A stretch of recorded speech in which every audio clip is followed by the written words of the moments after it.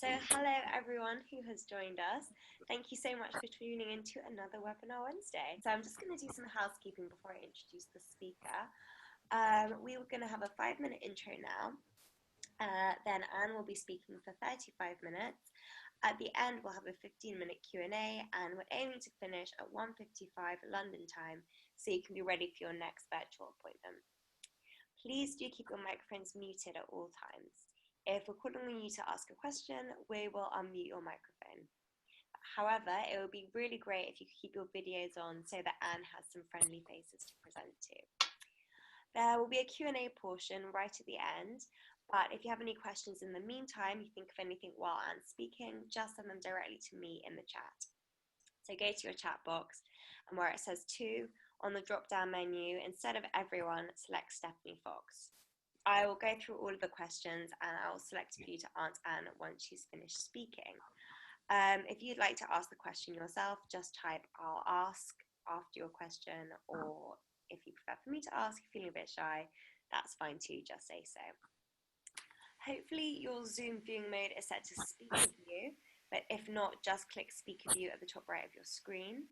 Our speaker is going to be sharing slides on her screen. If you can't see her speaker window and her slides are on the screen, select Show Active Speaker Video. If you have any technical issues, you can message Lizzie Gold either in the chat, or you can email Lizzie at lizzie@thenetwork1.com.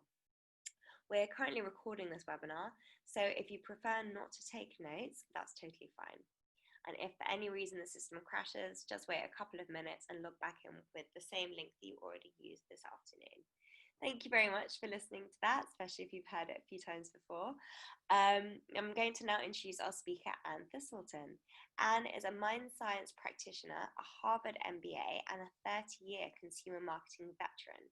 She's worked across 6 continents and diverse industries. Since arriving in South Africa 20 years ago, to lead strategy for the Coca-Cola company, her passion has been the mind, and specifically how our mental operating system processes the communications that are constantly being created for us. She's the founding partner of Light Consulting, and for the past 15 years, she and her team have worked with clients around the world, developing specific marketing-focused applications, testing and improving them with multinationals, South African companies, ad agencies, and even political parties. During her years of study and application development, she's worked with many of the world's leading cognitive psychologists, neuroscientists, and behavioral economists. By using her expansive marketing experience, she's been able to identify the most relevant and valuable aspects of mind science for marketers. Today, Anne will talk us through how the mind really works and how you can apply this to all areas of your work.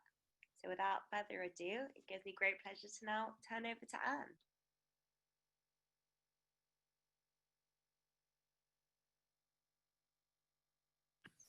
Okay, so everyone can hear me, right? All right, so let's take a trip. Imagine that you are in Washington, D.C. Now, I'm going to expect most of you have not been to Washington, D.C., but I'm also going to suspect that almost all of you can visualize at least one building in Washington, D.C. So let's think Washington, D.C., and let's think subway, because that's where we're headed. Okay, it's a cold winter's morning, and you're literally shivering as you're walking downstairs into the bowels of the city to catch your subway train. In the background, you hear the morning chatter of the morning commuters. You hear the sounds of the doors opening and closing, the clatter. You hear the low hum of the trains as they come in and out. You come around the corner and you see a man playing a violin. Now he's wearing a baseball cap, t-shirt, blue jeans. He's got an open violin case in front of him with some small change in it. And if you're like most of the other commuters, you momentarily pause before you continue on your day. And if someone asks you later in the day, did you hear the violinist? You would have said, yes. But did you really hear him?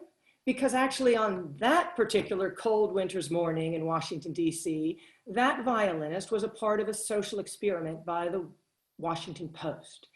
That violinist was none other than Joshua Bell, probably the world's most celebrated violinist. He's playing on a $3 million Stradivarius violin that's 300 years old. And he's playing pieces that a few nights before had commanded about $1,000 a minute at a nearby concert hall. But during that brief 40-minute period, he collected a sum total of $32.17. So why didn't anyone hear that virtuoso performance? Well, the reason nobody heard him is because we don't hear with our ears. We listen with our ears, but we hear with all of our senses. What's happening is that all of our senses are constantly collecting information and feeding it into our mind, our mental operating system, and connecting it to our memories, helping us make sense of the world around us. But the problem is almost all of this is happening beneath our level of awareness. And that's exactly what was happening in that subway. There were sights, there were sounds, there were probably smells of the subway going in beneath your level of awareness, and all telling you when he came around the corner, he's just another subway performer. So you didn't even hear the virtuoso performance by Joshua Bell. Now the challenge is that each of us are a Joshua Bell. All of us have messages that need to be heard. Actually, there probably isn't a profession that is more reliant on truly being heard, truly connecting with their audience than advertising agencies. But who amongst us has actually ever taken a course in our mental operating system? The world's most complex system, that system that we're trying to connect to all the time, that we're trying to talk to because that's how we're going to motivate the behavior, the desired behavior change. But no one's taken that class. So hopefully the rest of this hour, you'll get some insight into that. But before we do that, a little more of who am I? Yes, Stephanie gave you the background. Yes, I've done lots of brands, lots of countries, lots of different industries. I am a marketer through and through. I am that rare person who has an undergraduate degree in marketing. First job out of university was in brand management, went to get my MBA so that I could go into international marketing, and I'm still in marketing. It's who I am, but it's important to know that I've always been the client. I've never been the agency. So I almost feel like it's my responsibility to share with you everything I've learned, because it's advertising agencies that clients go to for expertise in communications and connecting with audiences. So where specifically do I fit in? Well, when I came to South Africa, I got lucky, though I didn't know it at the time. To be honest, I was terrified. I was handed an enormous project that was much bigger than me. Basically, Coca-Cola was completely failing in the townships and said, Anne, why don't you go lead the project to figure this one out? I'm thinking, great, young, single, white female in the townships. Oh, this one's going to be easy. But the good news about the Coca-Cola company is they have plenty of resources. So I decided, well, I'm going to go to the experts because I don't even know where to start. And in doing so, I was able to work with Jerry Zaltman, at that point, one of the world's leading sociologists and a pioneer in the field of mind science. Now he's actually considered a legend in the field of mind science. And as he was explaining to me a new research methodology that would help us in the townships, and indeed it did, with every new fact he told me about how the mind worked, I was sort of saying, well, why do we do this in marketing? Why do we do this in marketing? Why that? And it launched me on a very long journey of meeting with the experts around the world in many different disciplines, as Stephanie has talked about, all with sort of one question. What of all this content that we're learning is actually relevant to marketers?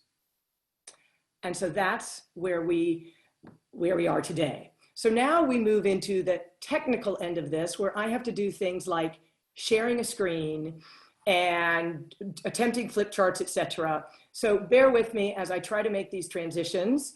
I will try to do them as quickly and as seamlessly as possible, but I will say technology is definitely not my strong suit. But let's see if we can get this going here. Yes, we have made it. Okay, so success today will be if we accomplish three things in my mind. First of all, that I'm able to give you a proper just introduction and basics to how the mind works, and that I can introduce you to the power of our non-conscious processor. Second is that we can go through enough examples to see that, wow, this knowledge is actually really important to me and the work I do.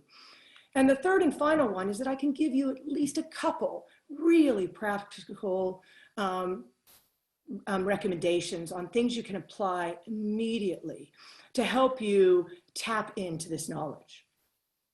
But before we do that, I do want to go very quickly through 5 examples, just very quickly, and then we'll come back to the examples after we've gone through some of the content about how the mind actually works.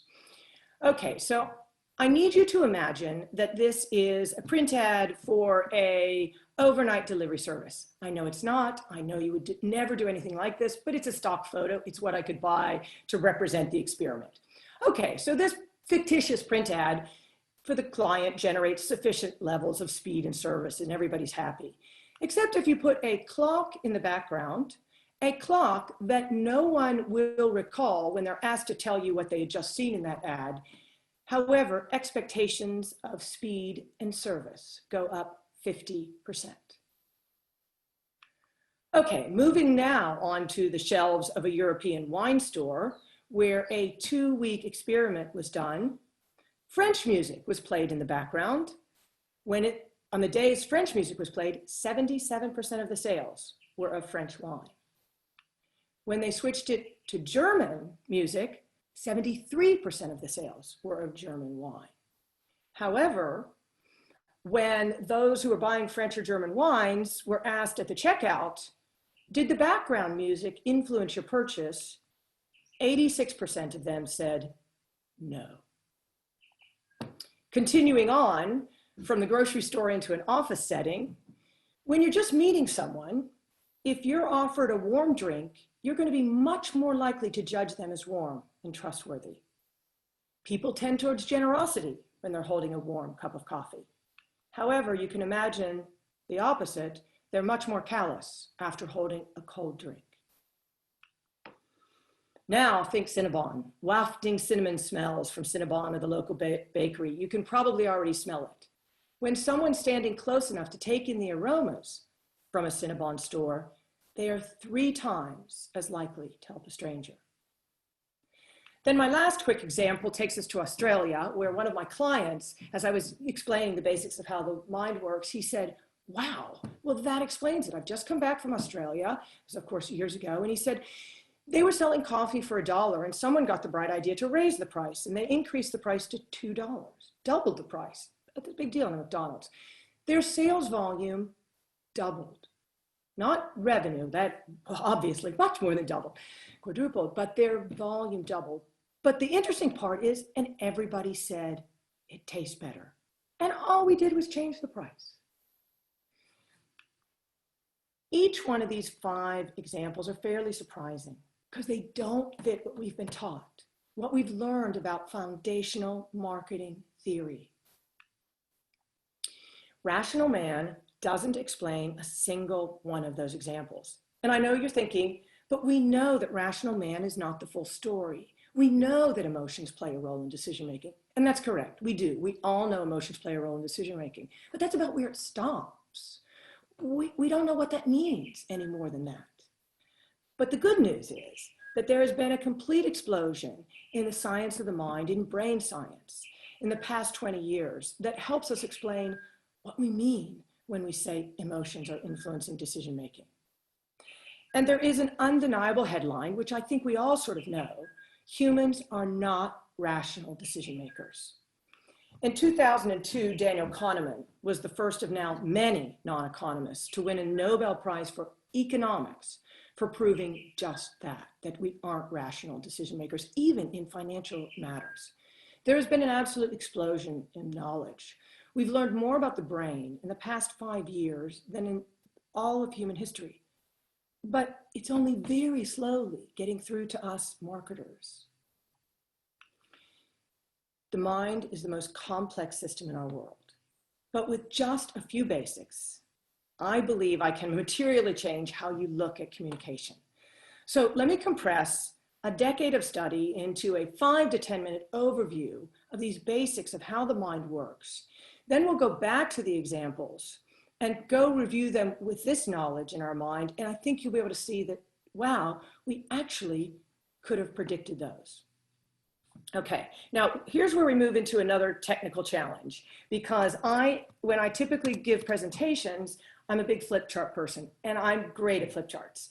I can write so you can read it, I can write quickly, you can follow me, but flip charts and webinars, can't do it. So, but you can annotate PowerPoint presentations. So that's exactly what I'm going to try and do, and bear with me if it is a little bit like chicken scratch. I have been practicing, so let's try. Okay, so the first thing we can start with is, what do we know? Okay, we know the mind looks something like this. Not great.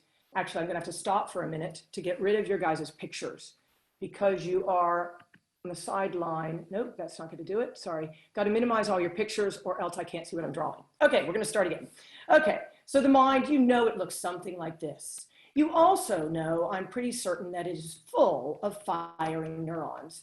You might not know there's 100 billion of them. That's probably not that important.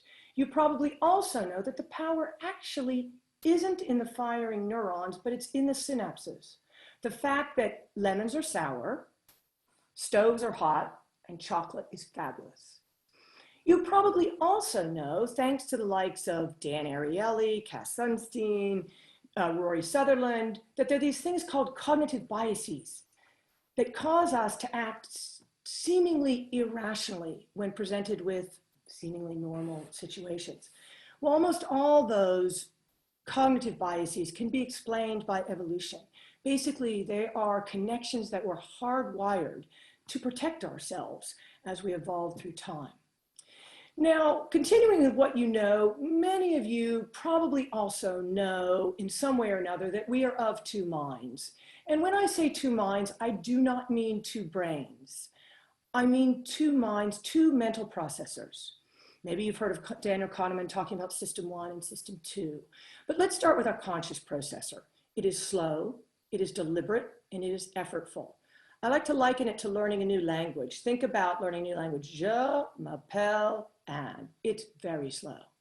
Then you move into the non-conscious processor, which is quick, effortless, and nearly automatic. Je voudrais aller en vacances à Paris. It just comes naturally. We do it without thinking. The problem lies in the fact that it's our conscious processor that has been the foundation of economic theory, which means it has been the foundation of marketing theory. And we have been taught that that is what drives action. So it shouldn't surprise us that we have spent our lives talking to and listening to the conscious mind. It's what we thought drove action. Well, that's the first thing that's been absolutely disproven through all the explosion in brain science. So what are the three things that I wish all marketers understood? The first is the fact that our minds are associative. They are massive pattern recognition machines. We make sense of the world by taking incoming data and connecting it to what's already in our memories. My favorite example of this is when my son was 3, and he'd never seen a convertible before, but a friend pulled up to the house in one, and he looked very confused at this convertible. And then he turned to look at me with this quizzical look on his face, and I didn't do anything because I had no idea what was going on. He went back to the convertible, studied it a little longer, and he turned to me with the biggest smile on his face, and he said, "Look, Mommy, a car with no hat."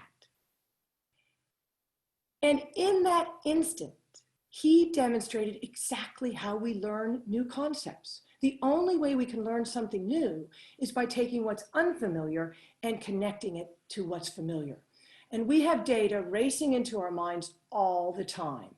We have about 11 million bits of data every second coming at us. And they are coming through all of our 5 senses. But it is important to call out that we are a visually dominant species.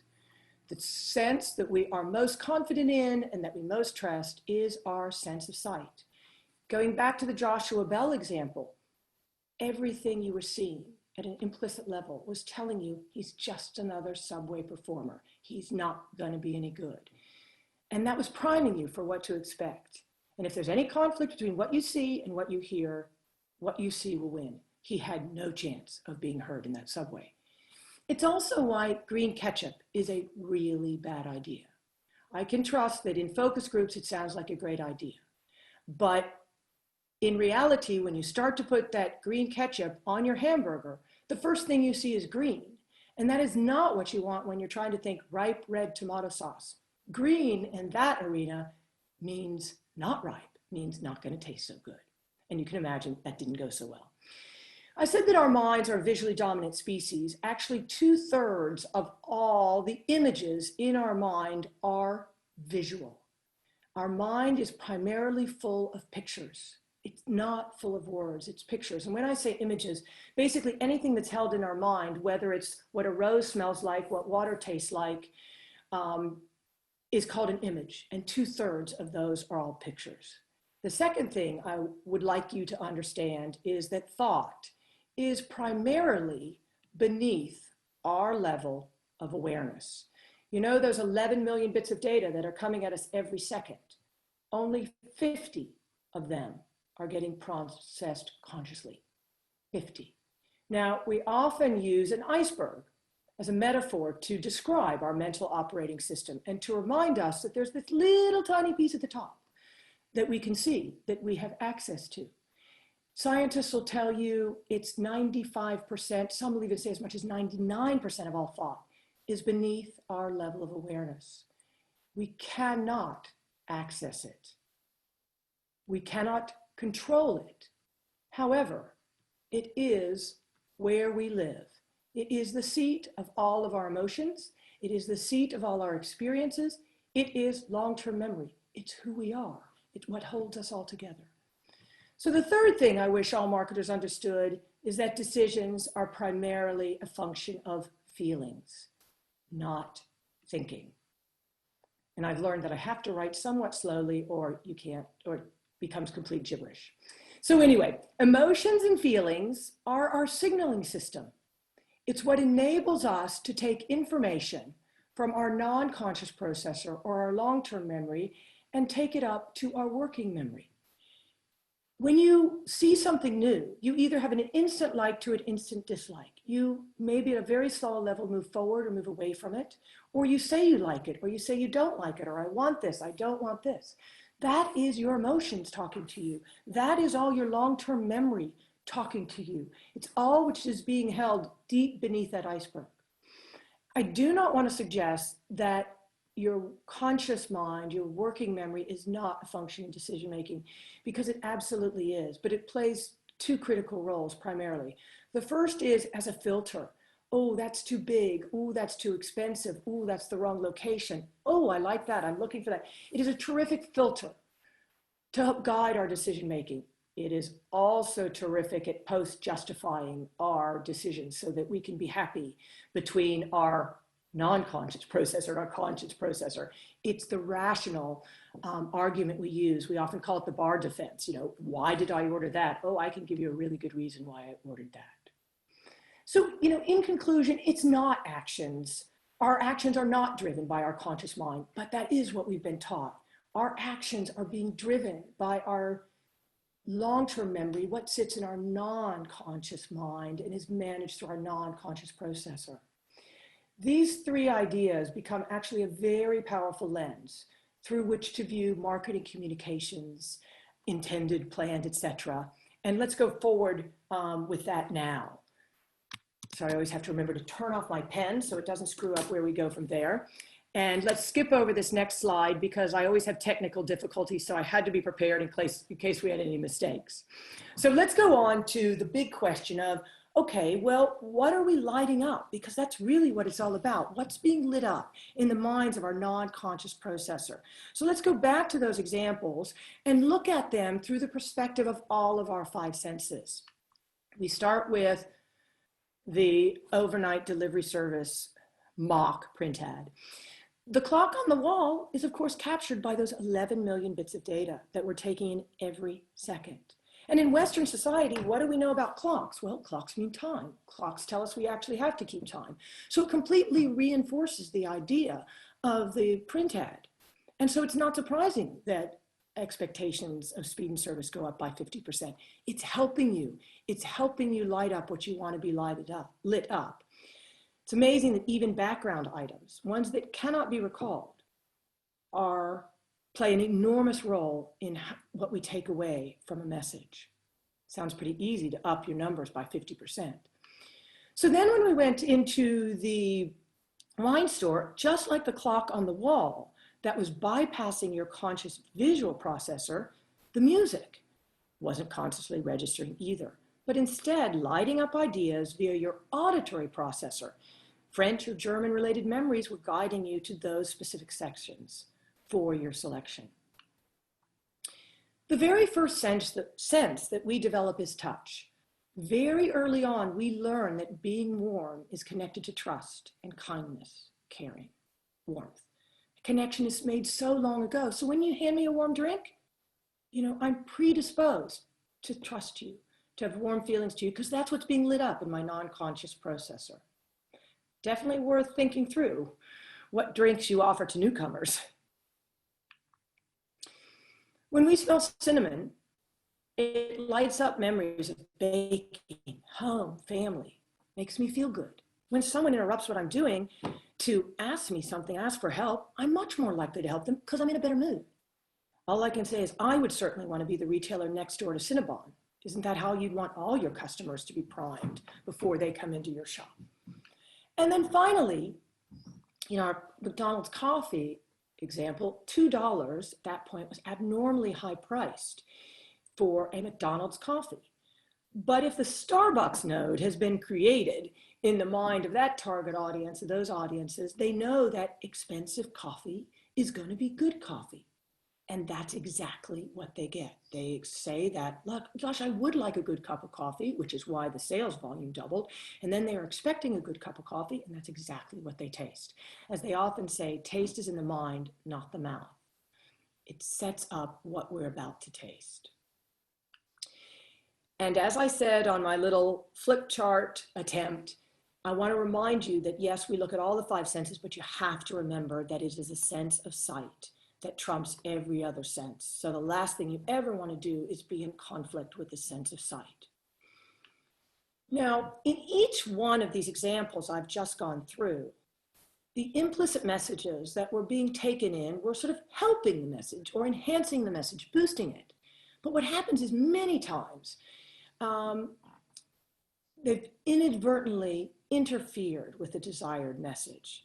My favorite example of this was out in a restaurant, obviously, long ago before COVID with my husband and some friends. Fairly expensive restaurant in the Stellenbosch winelands. Great food, delicious, well worth the price, the whole experience, everything was fabulous, until they brought the bill, and I cringed. Because they're now basically telling me that I should feel bad about what I now need to pay them. Is that really what they want the final thought to be? Not, thank you for dining with us. We hope you come back soon. We hope you enjoyed it as much as we did. No, they're basically telling me you need to feel bad about what you just paid for. I could go through example after example, pages and pages of examples, but then we would be here forever. But the important thing to understand is that it's our non-conscious processor that's wielding enormous influence. That's where the power lies, not with the conscious processor. So let's go back to our rational man, when we all nodded our heads in agreement that we know the rational man doesn't hold the controls. No, what holds the controls is our non-conscious processor. It's driving our decisions, our actions. It is the seat of our emotions, of our memories. Yes, you can absolutely reach your audience and make them feel something by connecting to those core deep memories that motivate behavior. And that's exactly why this ad is so good. Okay, beyond its pure simplicity and the seeming paradox between a tire and a baby that immediately catches our attention, but putting the baby there in the diapers, it immediately speaks to the vulnerabilities of a baby, and it makes us, well, probably parents, but that's probably who they're talking to, it makes us feel something. However, you can imagine that many clients probably considered this risky. No, there wasn't an issue about trying to say their tires protected families, but this was probably a step too far, and they probably would have been much happier with something like this, which of course says nothing and makes us feel nothing.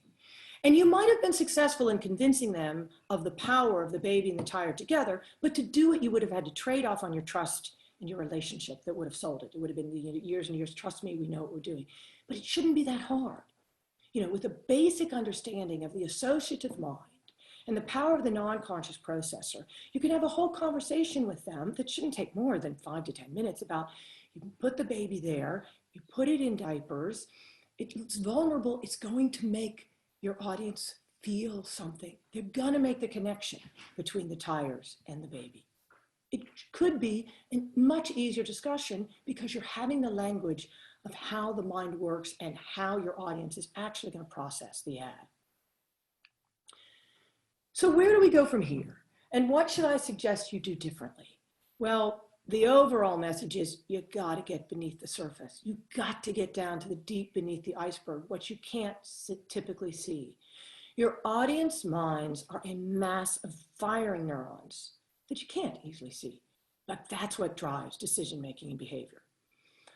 Okay, that sounds great. How in the world do I do that? Well, first thing is you've constantly got to ask yourself, what are you lighting up? And if I could just leave you with one thing today, it would be this.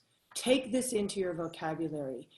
Take this into your consideration and constantly ask yourself, what am I lighting up with this piece of communication?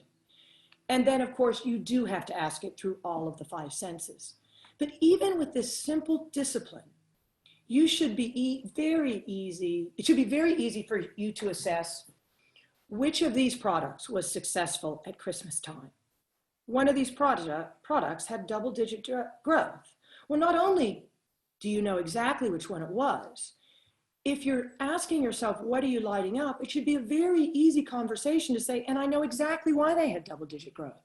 Because you put a red ribbon around this package at Christmas time, and what's it triggering? All sorts of memories of family, Christmas, etc. And they're gonna feel good. And the Clover packaging had pictures of how we're gonna use the cream.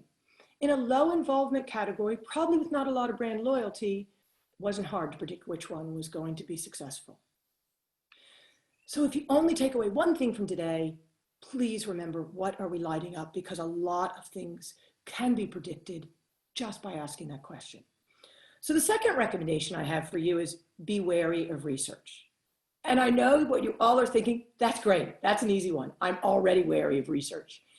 But now I can tell you why you need to be wary of research. And by the way, it's not all research. But the problem is that most of the research that's being shared with you in the agency are coming through focus groups, ANU studies, brand tracking, online mobile surveys. All of these are talking to the conscious mind, completely missing the hidden non-conscious mind and everything that's sitting in long-term memory that's actually driving the action. You know, we go back to the wine store where 86% said no, and they absolutely believed that the background music didn't influence their choice at all because they had no idea that it did. Remember, we don't have access to that, we don't control it, but it absolutely influences our behavior. Remember the green ketchup? $100 million, well over $100 million they lost in this. Incredibly well researched. And you can hear the kind of conversations, of course, and say, oh yeah, green ketchup would be fun. But they didn't know to ask the question of how is it going to be processed at an implicit level. Most of you probably aren't familiar with this package, Tropicana orange juice. Sadly, I'm very familiar with it because I was actually in the competitor. I was managing Minute Maid orange juice when Tropicana came out with this fabulous package 20 years ago or so. And all they were saying is by putting a straw in an orange, you know exactly what you're buying. However, after about 20 years with this package, Tropicana came out with a new package design. And you all are probably saying, okay, no one would ever do that. But they did this. And this is Pepsi-Cola. Tropicana is a brand of Pepsi-Cola. But you can also understand why they did it. I mean, just think through the focus group conversation. It would be, oh yeah, that's an old package. It's been around so long. Everybody else is putting fruit on their package. And by the way, we don't really sell that. We sell orange juice in a glass. It's time for a change. We need a more modern look. You can see exactly how we got there. So sadly, the client and the research won out. yet again, not the ad agency who probably was saying this was not our top pick. And of course, our favorite butt of marketing jokes is New Coke. I know it's many, many years ago, but at the time, it was the most highly researched new product. 40,000 interviews, $4 million in research, double what they'd ever spent before. So we've got to be wary of research that's only talking to the conscious mind. However, there are some terrific methodologies out there that surface what's in the hidden mind. But you have to be prepared to throw away some of your traditional old research protocols and get in beneath the surface, which is what drives action. The third recommendation is you gotta focus on the connections. And I know, but we're always focused on connecting with our audience, but you gotta be focused on all 5 of the connections. And so I wanna give you some thoughts on what it means to do that. First of all, it's gotta be easy. And it means you can't make me think too hard. Remember, there's 11 million bits of data that are coming at me all the time. You've got to make it easy. But you've also got to follow the rhythms and the patterns and the language of my mind. Let me know where you're headed. Let me know what to expect. You have to make it easy. Second of all, you've got to make it sticky, which means you got to make it memorable, because you got to get it into long-term memory, because you have no chance of getting it back out of long-term memory to drive behavior if you haven't gotten it there in the first place. And of course, we all know this, you got to repeat, repeat, repeat, repeat, because what you're trying to do is get your brand in their memory so closely linked to a motivation so that when the motivation appears, your brand comes top of mind. I mean, think happiness, Coca-Cola, they own it, or at least they used to own it. Not sure they still will be the near future, but anyway. And by the way, we could go through those headlines and we could go through principles for each of them. And then we could double click and go into what does that specifically mean we want to do.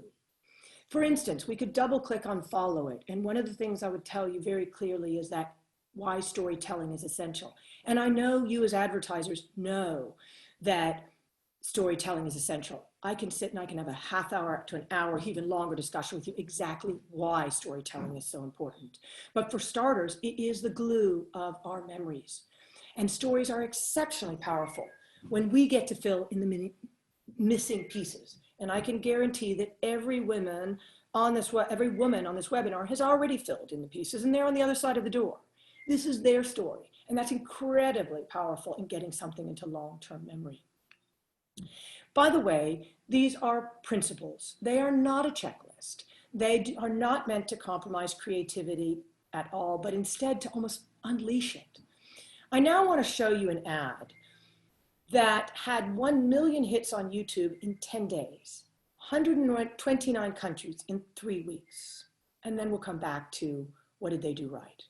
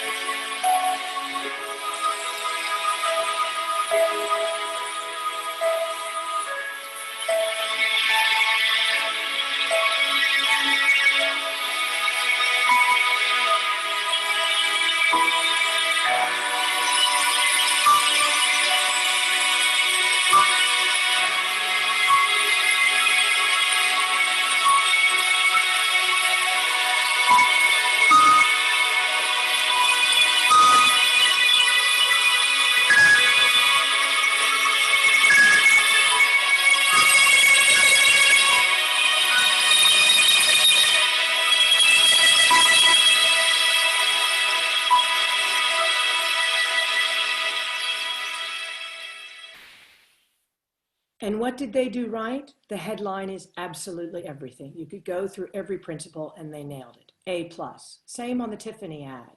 However, if you went to the second ad for either one of these, they missed the mark because they locked into getting it right, but they didn't know what they'd done, so they didn't know how to create it. Those 3 recommendations I've just been through are all about connecting with the non-conscious processor of your target audience. The 4th and last recommendation is about harnessing the power of your non-conscious processor, which is where your creativity and your imagination lies. You've got to put down your phone and find your mental playground. That consistent time and place where there's no phones, there's no music, there's no friends, it's just you. You're trying to find a time where you have that mental space for your conscious and non-conscious processors to dance together, where your mind can wander. That's where creativity comes from. When I started this, I said we had 3 goals. 1, idea how the mind works. 2, just how important the implications are and how valuable it could be to you. And 3, leaving with you at least 1 practice that you could apply immediately. Now I want to show you one last ad as I wind up, where they have done a brilliant job, unintentionally I'm certain, of making visible what is typically hidden in your non-conscious processor. So pay attention to what you're thinking as you watch this ad.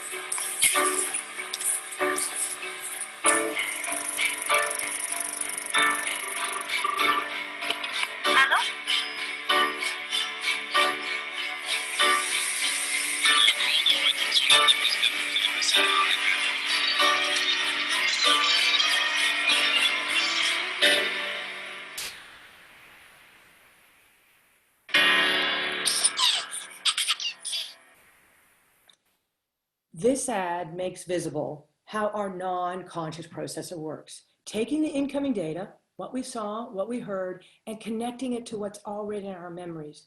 Every one of us has a slightly different picture of that, and we've filled in the blanks and we've made it our own, connecting incoming data with what's in our memory. That's how the non-conscious processor works. Learning is a journey. It's been a decades-long journey for me. And I'm hoping with the brief half hour, a little bit longer than I should have been in half hour, I hope that I've been able to trigger your interest in starting your own journey. There's plenty of books to read. I could give you my reading list. There's an incredible number of journals if you're really adventurous. There are blogs, there are boot camps, there are TED Talks. There's plenty of options on how to start and to wander through them. Of course, I'd be remiss if I didn't tell you there's the fast option of coming directly to us because we've done all this, and there's workshops and tools, etc. But the important thing is there's plenty of options to get started. The important thing is to just get started.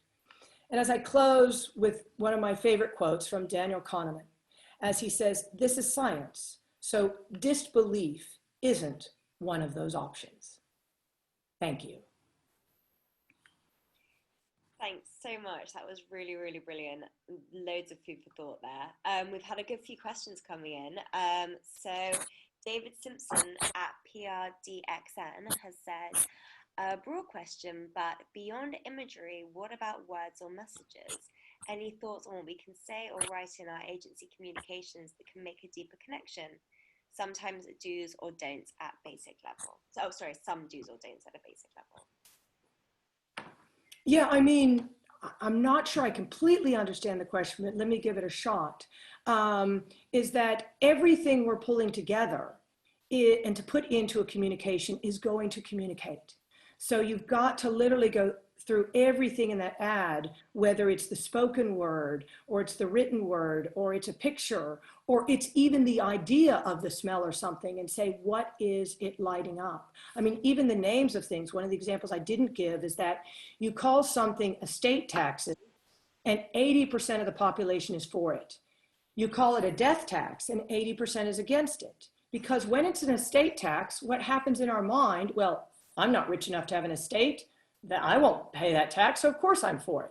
The minute you call it a death tax, oh my word, I'm going to die, that tax must be for me, of course I'm against it. So you really have to go through everything from the perspective of what might you be lighting up. That's really helpful. Thank you. Someone else has asked, could you expand on the research methodologies that can be used to test concepts based on response from the non-conscious mind? Yeah, there are two really big ones. One's qualitative and one's quantitative. The qualitative, which you would use at an early stage, is literally called metaphor elicitation. It's a long, detailed conversation, which I'd be delighted to have. But it's really using pictures and storytelling to uncover, the ideas that sit in the long-term memory. But again, it's qualitative. But the really powerful one that's getting a lot of attention lately, and rightfully so, is called implicit association testing, which is a methodology that is computer-based and therefore can be very affordable. And it goes through a whole matching process. And again, it's fairly complicated to describe, but I could do it later offline. But it's very affordable and it's very powerful in identifying the associations that your concepts are evoking, and also linking it to potential purchase intent. Sorry, great. That's really helpful. Thank you. I just wanted to let you know that we've had some really nice comments in the chat. People are saying that's great. Thank you. Excellent, interesting, and enlightening, Anne. So another question, someone has said, with the tremendous recent developments in AI, with some now creating ads, do you think AI will be able to understand the human mind in the near future? Yeah, that's a big question.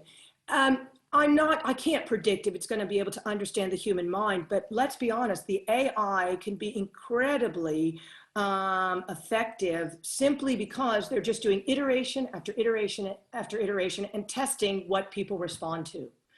And therefore developing ads based on that. My belief is that, it's going to be very hard to replace that spark of creativity that comes from the human mind. But hard for me to predict what it's going to look like 5 or 10 years from now.